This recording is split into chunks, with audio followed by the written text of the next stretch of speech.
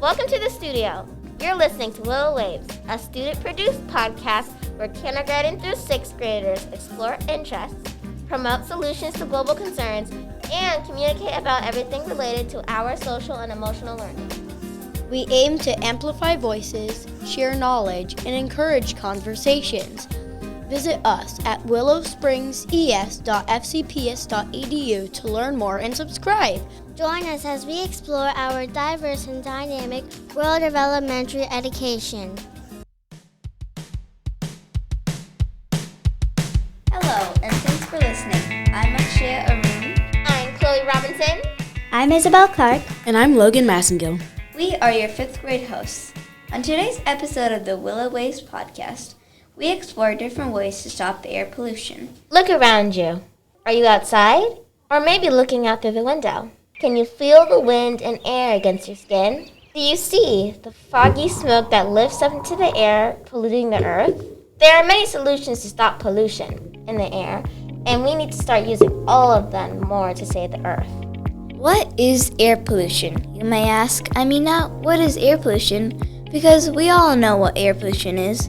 Polluted air, but more like what pollutes the air in order to cause air pollution in the first place, and how do pollutants get into the air? Let's answer the first question first. What pollutes the air? The answer is greenhouse gases. There are many, many types of greenhouse gases, so let's just name some of the main ones: carbon dioxide, methane, nitrogen, and industrial gases. And for the second question, how do pollutants get into the air? The answer is by using electricity, especially for heat and transportation, agriculture, forestry, and manufacturing materials. Oh, and we can't forget to tell you about the United Nations. The United Nations is an international organization founded in 1945. It is committed to maintaining international peace and security, giving people better living standards, environmental awareness, and human rights. Goal number 13 out of the 17 UN goals focuses on climate action, and that is the one we are focusing on. This goal wants to stop climate change, and pollution is a big part of that. So technically, when you do one little thing to stop air pollution, you're also helping the UN achieve one of their huge goals. Let's take you to Bangladesh, a small country that is the number one country with the most air pollution.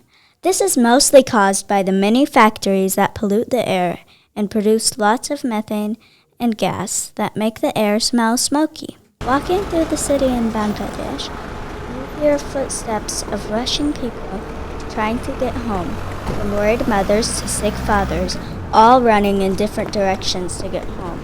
Honking of cars is the only thing you will hear in the non-stop traffic. You walk along the sidewalk, trying not to fall over in the rush of people, when you see a lone man sitting down on a bench. You walk over to the bench and sit down next to him. You have this sort of curiosity building up in you, and you want to know why this country is so full of smoke and air pollution. So you decide to ask the man next to you if he knows anything. Man's name is Andrew Clark, and he works for the State Department. His work mainly focuses on helping other countries in the UN clean their air. He says that the reason that people haven't cleaned the sky of air pollution yet is because they often don't know how much air pollution is in the air. Mr. Clark and his co-workers are solving that problem by placing monitors in many countries. These monitors show how the level of air pollution in the air at the time. The work really inspired us, so we decided to interview him. Here's our interview. Hello, Mr. Clark. How are you? Fine, how are you? Good. Thank you so much for accepting our invitation for the interview. I'm Chloe. This is Isabel. This is Akshaya. And this is Logan. Hi, everyone. Hello. Sir. We asked to interview you because we saw your work at the State Department of how you're working with other countries to clean up the air, and it inspired us to make a difference. We want to learn more about your work and how it helps the environment. Well, without further ado, let's get started with the questions. What inspired you to contribute to finding ways to protect the environment and stop pollution? Well, thank you for the question. And I want to say thank you for inviting me to talk to you. I'm very excited about it, and I'd love to talk about what we're doing. So what inspired me is I've always been very interested in the environment, and I've always been, wanted to, I've always hated to see when things happen that were maybe causing pollution, or when you see places where the environment has been harmed. And I really wanted to have a world where that is happening less, and where we're doing more to take care of ourselves. And so from a very young age, I was very concerned about that. And then as I got older, I started to learn a lot of things about how not only do these things like look bad and kind of destroy nature in a way that isn't that I don't like to see, because I do love being outside and in nature, but also that a lot of the pollution is really hurting our health, and is really doing a lot of things to people, and causing a lot of health problems, and making people really hurting people's lives in some very major ways. So I was really became very interested in helping make sure that that happens, to do what we can to stop that from happening. Wow, that really makes me rethink air pollution. Can you explain Uh, how the UN SDG goals help guide you in your work? That's a great question. So the Sustainable Development Goals are very important, because it was really quite an amazing thing for the world, the countries of the world, to all come together and agree on these goals for how to basically how to do everything going forward in a way that will help countries uh, to get themselves out of poverty, but also to do it in a way that's not going to hurt us in the long run, and hurt the environment and hurt people's health. So the having them there basically helps us to have a kind of a guidepost to know, like, these are the things that are important to countries, to making sure that we're doing a good job in protecting the earth. So they aren't a lot of times, in what we do with other countries, are things that are called treaties, which are basically like laws that we agree that we will do things, and they have a force of law with them. The SDGs, though, they're goals, so they're not things that countries are absolutely have to do, but they are things that we know that all countries want to do. So even though they're not something that we are like we have any laws telling us we have to do. They do help us to make sure that we're doing things that are helping us, and are doing things that are that everything that we're doing is in line with what countries have all agreed are important, and are protecting us for the future. That's so cool. Thank you. How can you help other countries clean their air? Well, one thing about air pollution that's very important is, like, a lot of times people don't really know um, how what the problem is with their air. So a lot of times air pollution might be bad enough on some days where you can kind of see it. Maybe the air looks kind of brown and gross, but a lot of times there's a lot of harmful pollution in the air that you can't see, and a lot of times you don't know where the pollution is coming from exactly. So one thing that we're doing a lot with other countries is we're helping them put in place what we call monitors, and these monitors are basically measure the air and tell you where what levels of pollution are there, and when you have them spread out around everywhere, you can tell where the pollution is coming from, because you can see how the pollution moves from one place to another, and you know how the wind is taking it. And it can tell you what kind of harmful pollution is in the air, and it can also tell you, like, what types of days, like, the pollution is bad. Like, a lot of times air pollution on one day isn't very bad, but maybe on another day it's very unhealthy, and you want people to know that on those days where the pollution is very unhealthy, they should stay inside, or they shouldn't be doing a lot of exercise outside, because it won't be healthy for their air. So we're helping countries put in place these monitors to help them measure their air, and to understand better where their air pollution problems are coming from. And then once they have that information, then their governments can kind of put in place the kind of policies that they need to start fixing the air. Did you and your group of team create the monitors, or invent them, the monitors? No, we didn't invent them. So they are, because the in our country, in the U.S., we have something called the Clean Air Act, which has been around since 1970. And under the Clean Air Act, um, uh, we have to do a lot of measuring of our air to make sure that we follow that law.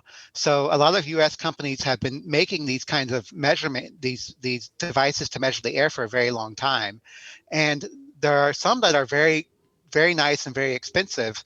that have been around for a long time, and also companies have been starting to make some less expensive ones that you can put more of around, which is helpful for places where people don't have the money to buy the really expensive kind. So these have been around for a while, and there have been more coming out. So we have been able to use to help fund other countries to put these in place. And we have actually in the State Department, as you probably know, we have embassies around the world in different countries. So a lot of our embassies have been putting these monitors on in the embassies, and that they have done that so that they can help know track the air to make sure that our people in our embassies are staying healthy and their families, and also they're putting out the information where people can like look online and see them. Like they can look on there's a website called AirNow.gov, and you can go there and you can see what the air is. Um, where the measurements are telling you about the air. So we have those out there, and we're also helping other groups put these other monitors around so that they can get this information, and we're making sure that it's going out to the public so that they know when they need to stay out of the air, and also when they see that there are problems with their air, they can start coming to their governments and say, hey, our air is really bad, we really need you to do something about this, and that can help them do something about it. That must be very rewarding working for a job like that. Yeah, it's really fun, and it's great because when you hear from other countries that this is something that they think have a big problem with and they really want some help, and you're able to help, you know get the you're not able to really fix the problem, but you're able to um, start them down the road where they can start understanding the problem better, and hopefully down the road help it as well. Well, can you tell us about meeting with other countries and telling them about environmental treaties? Well, we meet with other countries. Sometimes it's not just to tell them about treaties, but sometimes we're negotiating treaties with them. So when a treaty is an agreement with another country, so a lot of times what we come to do together for environmental treaties, sometimes they're just between a couple of countries, like one or two countries, but like we have a treaty with Canada. The United States and Canada have a treaty because we have a lot of times our air pollution goes into Canada, and a lot of times their air pollution comes into our country. So we work with them on making sure that happens less. But a lot of environmental treaties are meant to be for the whole world. So and those places, you might be talking to maybe 100 or 150 other countries to come up with an agreement on how to make sure that one country's pollution isn't hurting other countries, and also these treaties will have a way to help countries that maybe need more help. To maybe they need some extra funding, or maybe they need some training in order for them to do what the treaty is asking of them. So these meetings can be very challenging because every country wants to make sure that they are taking care of themselves, but then at the same time, other countries want to make sure that they're not doing anything that want these other countries to reduce their own pollution. So there's a lot of really tough discussion and making sure that everybody is, we're doing something that's going to help the planet, but also we're going to do something that's not going to be too big of a burden on countries that have a lot of big challenges. Wow, it's great to hear that other countries are working together to find solutions to air pollution. What's your hope for the future of this planet? Well, my hope for the future of this planet is that everyone will realize that when we take care of our air and our water and all of our environment, that it actually it helps us in so many ways. It's not just for the planet; it's for people's health. And a lot of people think that, well, you have to choose between um, helping your economy and getting people out of poverty and preserving the planet, but really preserving the planet helps you do all those other things too, and it's an important part of that. And I hope that everyone will realize that, and that we'll work harder to keep our air and water clean, and make sure that that the next generation can grow up in a cleaner planet than I grew up in. That's so great. Yeah, that's really Yeah. inspiring. It is really I'll try to do inspiring. my part to say. Can you tell Yeah, us what? absolutely. People can do all sorts of things, and I hope you know we can yeah. So I'm glad to hear that y'all are interested in doing that. Can you tell us what things we should use in our daily lives to help conserve air and water? Well, one important thing is if a lot of the pollution that we have comes from making from energy. So if you can use less energy in your life, that can usually help conserve the air and water. So, things like watching things in your house that maybe use a lot of electricity or something like that.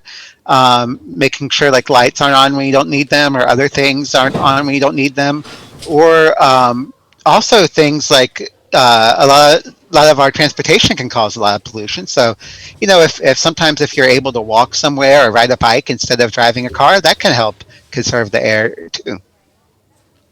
Yeah, that's true. What's the most rewarding part of your job?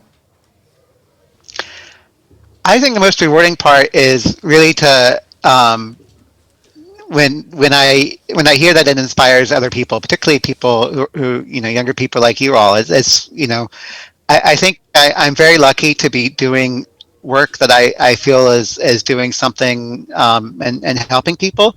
And I love when younger people start to think about that too. And I hope that other people will have that same idea, that they'll kind of come into look for ways that they can help others in what they do. So this right here is the most inspiring part of my job. So thank you so much for having me.